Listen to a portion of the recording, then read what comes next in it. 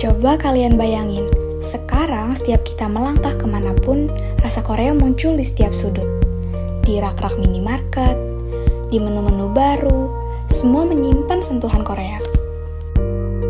Kini, banyak brand yang meluncurkan produk baru dengan sentuhan Korea, seperti Korean Spicy, Korean Cheese, Korean Sauce, bahkan banana Korea. Seolah-olah rasa Korea menjadi bahasa pasar yang wajib dimiliki suatu brand. Fenomena ini tentu tidak berdiri sendiri. Kini tampak jelas pada berbagai brand lokal, mulai dari restoran hingga minuman kekinian yang berlomba-lomba tampil kekoreaan.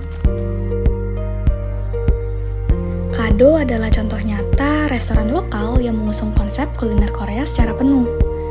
Mereka menyajikan ayam goreng berlapis saus pedas ataupun gochujang style hingga bubuk keju yang menjadi ciri khas ketika kita sedang nonton drama Korea atau konten mukbang. Selain menjual ayam goreng, tentunya mereka juga menjual makanan Korea otentik lainnya. Kado memiliki alasan yang kuat kenapa mereka mengusung tema Korea ini. Mereka bukan hanya menjual makanan, tapi juga menjual pengalaman Korea yang selama ini hanya kita lihat di layar kaca. Kado ini lebih mendominasi atau lebih menonjol dibandingkan restoran bukan yang lain ya. Karena sekarang ikut tren zaman sih ya. Skena sekarang kan K-pop segala macam dan drakor-drakor, makanya lebih ramai di Kado Chicken ini. Bukan hanya restoran, brand minuman lokal seperti Hales pun mengikuti arus dengan menghadirkan minuman ala Korea, visual pastel, dan rasa yang mengikuti selera Korean style. Korea kini bukan sekedar inspirasi, tapi arah baru untuk branding F&B lokal.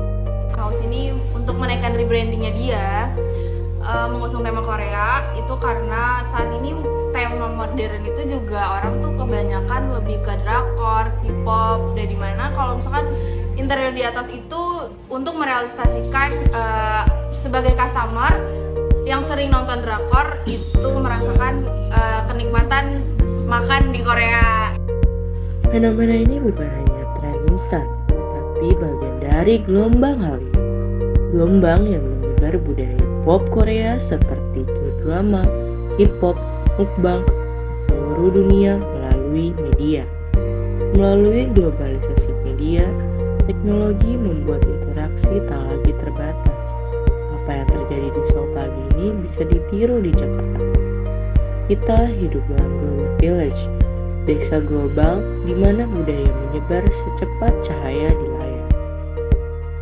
Gelombang Hallyu atau Korean Wave bukan hanya membawa musik atau drama, tetapi juga rasa.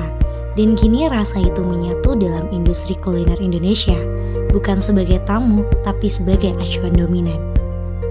Media sosial seperti YouTube, Instagram, dan juga TikTok menjadi mesin penyebar Hallyu. Satu video review Korean food bisa mengubah menu brand Indonesia dalam hitungan minggu. Algoritma memperkuat hegemoni Korea dalam industri kuliner. Hadirnya rasa baru di tengah rasa Indonesia dapat menambah warna, memperluas pilihan, dan menciptakan selera baru di negeri yang sudah kaya cita rasa.